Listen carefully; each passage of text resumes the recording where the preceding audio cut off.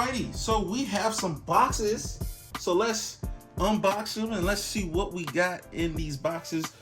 This one came today, and we have this one that came today. So let's check it out. Let's start off with this priority box.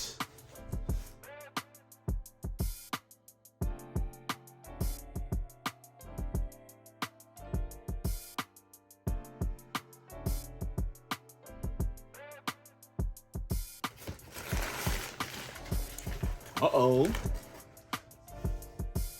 Ooh. Look at that. And that's what we have. So that's the first box. Let's open up this other one right here. Well, actually, let's just open up this. I think it just calls for it. All right, guys, here we go. We're gonna open this box up. What do you think it is? It's from Roco. All right, let's take a gander. Wow, that's nice. Very nice. Let's see. There it is. Yes, sir. So let's see what we got in another box. Put that, and we'll dive more into that.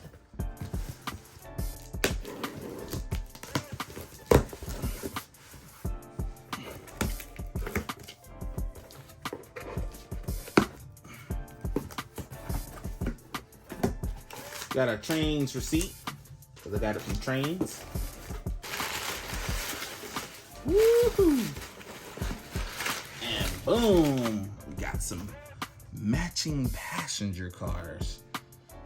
So something different, man. Something very different. Alrighty, so that's what we have in the two boxes. We have a locomotive and we have the passenger cars. So these are all by Roco.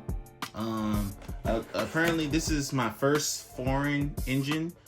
Supposedly it has DCC sound.